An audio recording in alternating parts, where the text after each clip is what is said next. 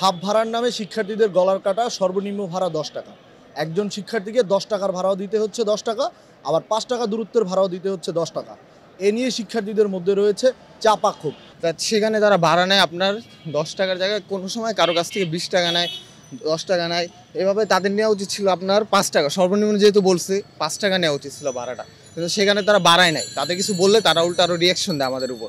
ভাড়া সম্পূর্ণ দিতেছে না। যেমন চাট দেখা গেলে এই চাট কি এর, এই চাট চলবো না, ভাড়া ৬০ টাকা, ৫০ টাকা।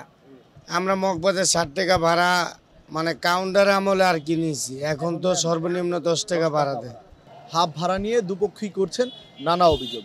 শিক্ষার্থীদের দাবি সর্বনিম্ন ভাড়া ৫ টাকা করা হোক, অপরদিকে বাস চালকদের দাবি শিক্ষা প্রতিষ্ঠানের সময় বাদে অন্য সময় যাতে তারা হাফ ভাড়া না দেন, এই অনুরোধ করছেন বাস চালকরা।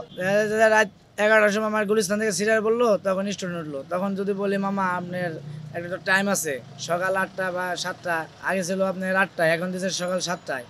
তো ৭টা থেকে রাত ১২টা পর্যন্ত না সারা রাত্রি, তাহলে আমরা এখন কি বললাম, স্টুডেন্ট আসুক সমস্যা নেই, আমরা স্টুডেন্টের আরও পাশে থাকবো।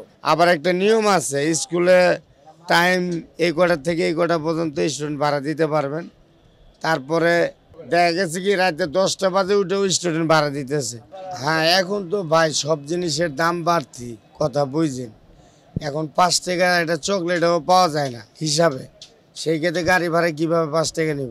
তাদের উচিত আমাদের একটু সহায়তা করা, আমাদের ভাড়াটা আরও কমানো, ১০ টাকার জায়গায় ৫ টাকা নেওয়া, ২০ টাকার জায়গায় ১০ টাকা নেওয়া, এইভাবে তাদের করা উচিত। যেমন আমরা কালিয়াকুড় থেকে চন্দ্রা আসে ১০ টাকা ভাড়া, এখানে আমার ৫ টাকা দেয়।